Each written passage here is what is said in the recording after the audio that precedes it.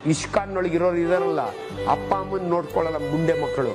ಇಲ್ಲಿ ಬಂದ್ಬಿಟ್ಟು ಜುಟ್ಟು ಬಿಟ್ಕೊಂಡು MBA ಕೂಡ್ಕೊಂಡು ಎಲ್ರಿಗೂ ಅಡ್ವೈಸ್ ಮಾಡ್ತಾರೆ. ಅವನ ಅಪ್ಪ ಅಮ್ಮನಿಗೆ ಊಟ ಹಾಕೋ ಯೋಗ್ಯತೆ ಇಲ್ಲ, ಅವ್ರಿಗೆ ಹಂಗೆ ಉಗಿತೀನಿ ನಾವು. ನೀನು ಇಲ್ಲಿ ಸೇವೆ ಮಾಡೋದು ಬಲ್ಲ ನಿಮ್ಮ ಅಮ್ಮನ ತಿಕ್ಕ ತೊಳಿ, ನೀನು ದೇವ್ರು ಒಳ್ಳೇದು ಮಾಡ್ತಾನೆ.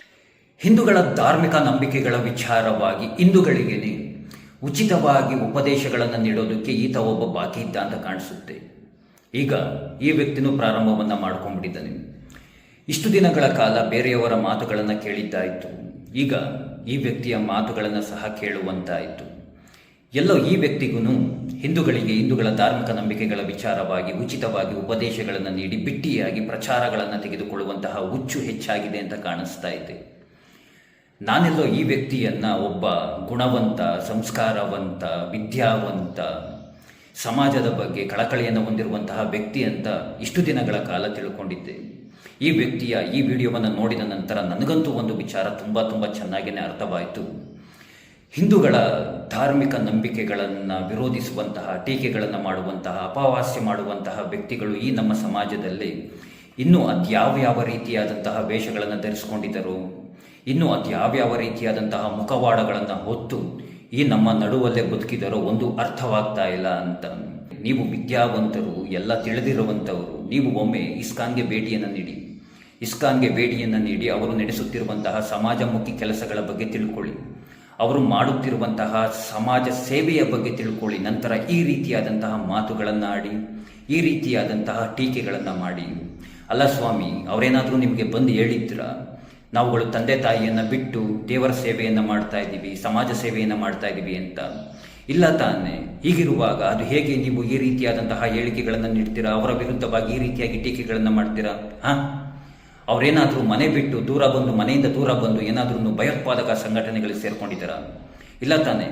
ಅವರೇನು ತಂದೆ ತಾಯಿಯನ್ನು ದೂರ ಮಾಡಿಕೊಂಡು ಹೊರಗಡೆ ಬಂದು ಯಾವುದಾದ್ರು ನಕ್ಸಲ್ ಸಂಘಟನೆಗಳಿಗೆ ಸೇರಿದ್ದೀರಾ? ಇಲ್ಲ ತಾನೆ. ಹೀಗಿರುವಾಗ ಅದು ಹೇಗೆ ನೀವು ಟೀಕೆಗಳನ್ನು ಮಾಡ್ತೀರಾ? ನಿಮ್ಮ ಪ್ರಕಾರವಾಗಿ ಹೇಳೋದಾಯಿತು ಅಂದರೆ ಬುದ್ಧ, ಮಹಾವೀರರು, ಶಂಕರಾಚಾರ್ಯರು, ಸ್ವಾಮಿ ವಿವೇಕಾನಂದರು ಇವರ್ಯಾರನ್ನೂ ಸರಿ ಇರಲಿಲ್ಲ ಅಂತ ಅಲ್ವಾ ನಿಮ್ಮ ಪ್ರಕಾರವಾಗಿ? ಇವರೆಲ್ಲರನ್ನು ಮನೆಯನ್ನು ತೊರೆದು ಸನ್ಯಾಸತ್ವವನ್ನು ತೆಗೆದುಕೊಂಡು ಸಮಾಜ ಸೇವೆಯನ್ನು ಮಾಡಿದಂಥವರು, ಸಮಾಜಕ್ಕೆ ಕೊಡುಗೆಯನ್ನು ನೀಡಿದಂಥವರು, ಇಂಥವ್ರನ್ನು ಸಹ ನೀವು ವಿರೋಧವನ್ನು ಮಾಡ್ತೀರಾ?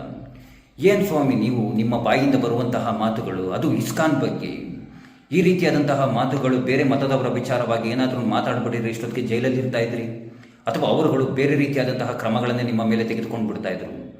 ನಿಮಗೆಲ್ಲ ಒಂದು ರೀತಿಯಾಗಿ ಹುಡುಗಾಟ ಆಗ್ಬಿಟ್ಟಿದೆ ಅಲ್ವಾ? ಹಿಂದೂಗಳ ಧಾರ್ಮಿಕ ನಂಬಿಕೆಗಳ ವಿಚಾರವಾಗಿ ಮಾತುಗಳನ್ನು ಆಡೋದಕ್ಕೆ, ಟೀಕೆಗಳನ್ನು ಮಾಡೋದಕ್ಕೆ, ಅಪಹಾಸ್ಯಗಳನ್ನು ಮಾಡೋದಕ್ಕೆ ಒಂದು ರೀತಿಯಾಗಿ ಬಿಟ್ಟಿಯಾಗಿ ಸಿಕ್ಬಿಟ್ಟಿದೆ ಹಿಂದೂಗಳ ಧಾರ್ಮಿಕ ನಂಬಿಕೆಗಳು. ಮೊದಲು ಬೇರೆಯವರಿಗೆ ಪಾಠ ಮಾಡೋದಲ್ಲ, ಮೊದಲು ನೀವು ಸಂಸ್ಕಾರ ಅಂದರೆ ಏನು ಅಂತ ತಿಳ್ಕೊಳ್ಳಿ. ಮನೆಯಲ್ಲಿರುವಂತಹ ಮಕ್ಕಳನ್ನು ಇಸ್ಕಾನ್ಗೆ ಕಳಿಸಿದ್ರೆ ಅಲ್ಲಿ ಸಂಸ್ಕಾರವನ್ನು ಕಲಿತುಕೊಳ್ತಾರೆ. ಇಂತಹ ವಿಚಾರಗಳು ಗೊತ್ತಿದ್ರೂ ನೀವುಗಳು ಅದು ಯಾಕೆ ರೀತಿಯಾದಂತಹ ಮಾತುಗಳನ್ನು ಹೇಳಿದ್ರೆ ಅಂತ ನಮಗಂತೂ ಅರ್ಥವಾಗ್ತಾ ಇಲ್ಲ. ಎಲ್ಲ ಒಂದು ಕಡೆ ಸಂಶಯವಾಗ್ತಾ ಇದೆ. ನೀವು ಏನಾದ್ರೂ ಈ ಕೆಲವೊಂದಷ್ಟು ನಗರ ನಕ್ಸಲರ್ಗಳಿದಾರಲ್ಲ ಅವರ ಸಹವಾಸವನ್ನೇನಾದ್ರೂ ಮಾಡಿಬಿಟ್ಟಿದ್ದೀರಾ, ಅಥವಾ ಏನಾದ್ರೂ ಗಿರಾಕಿಗಳ ಸಹವಾಸಕ್ಕೆ ಏನಾದ್ರು ಬಿದ್ದುಬಿಟ್ಟಿದ್ದೀರಾ ಅಂತ. ವಿದೇಶಿಗರು ಇಸ್ಕಾನ್ಗೆ ಸೇರಿ ಡ್ರಗ್ಸ್ ತೆಗೆದುಕೊಳ್ತಾ ಇರೋದನ್ನು ಬಿಟ್ಬಿಟ್ಟು, ಈ ಮದ್ಯ ತೆಗೆದುಕೊಳ್ತಾ ಇರೋದನ್ನು ಬಿಟ್ಬಿಟ್ಟು ದೇವರ ಮೇಲೆ ನಂಬಿಕೆಯನ್ನು ಇಟ್ಕೊಂಡು ಒಳ್ಳೆ ಜೀವನದ ಕಡೆ ಹೋಗ್ತಾ ಇದ್ದಾರೆ. ಅಯ್ಯೋ ಅದೇನು ಸ್ವಾಮಿ ಈ ರೀತಿಯಾದಂತಹ ಹೇಳಿಕೆಗಳನ್ನು ನೀವುಗಳು ಇಡ್ತೀರಾ? ಜುಟ್ಟು ಬಿಟ್ಕೊಂಡು ಇಸ್ಕಾನ್ಗೆ ಹೋದವರು ತಂದೆ ತಾಯಿಯ ಸೇವೆಯನ್ನು ಸಹ ಮಾಡ್ತಾರೆ. ತಂದೆ ತಾಯಿನ ಯಾರು ನಡು ರೋಡಲ್ಲಿ ಬಿಟ್ಬಿಡೋದಿಲ್ಲ. ಇಂತಹ ವ್ಯಕ್ತಿಗಳ ಮಾತುಗಳನ್ನು ದಯಮಾಡಿ ಯಾರನ್ನು ಕೇಳಿಸ್ಕೊಳ್ಳೋದಕ್ಕೆ ಹೋಗ್ಬೇಡಿ. ಇಂತಹ ವ್ಯಕ್ತಿಗಳನ್ನು ಇದೇ ಸರಿಯಾದಂತಹ ಸಮಯದಲ್ಲಿ ವಿರೋಧವನ್ನು ಮಾಡಬೇಕು. ಇಲ್ಲಾಂದರೆ ಇಂತಹ ವ್ಯಕ್ತಿಗಳು ಮುಂದೊಂದು ದಿನ ನಮ್ಮ ಧಾರ್ಮಿಕ ನಂಬಿಕೆಗಳ ವಿರುದ್ಧವಾಗಿಯೇ ತಿರುಗಿ ಬೀಳ್ತಾರೆ ಗಂಜಿಗಾಗಿ. ದಯಮಾಡಿ ಕ್ಷಮೆ ಇರಲಿ. ನಿಮ್ಮ ಹೇಳಿಕೆಗಳು ನಿಜವಾಗಿಯೂ ಒಪ್ಪುವಂತಹದ್ದಲ್ಲ, ಖಂಡಿಸುವಂತಹ ಹೇಳಿಕೆಗಳು. ನೀವು ಮೊದಲು ಸರಿಯಾಗಿ ಬದಲಾಗಿ, ನೀವು ಮೊದಲು ಸಂಸ್ಕಾರ ಅಂದರೆ ಏನು ಅಂತ ತಿಳ್ಕೊಂಡು ಸಂಸ್ಕಾರವಂತರಾಗಿ ಅಂತ ಹೇಳ್ತಾ, ಆ ಕೃಷ್ಣ ಎಲ್ಲರಿಗೂ ಒಳ್ಳೆಯದನ್ನು ಮಾಡಲಿ. ಎಲ್ಲರಿಗೂ ಧನ್ಯವಾದಗಳು. ಜೈ ಶ್ರೀ ಕೃಷ್ಣ.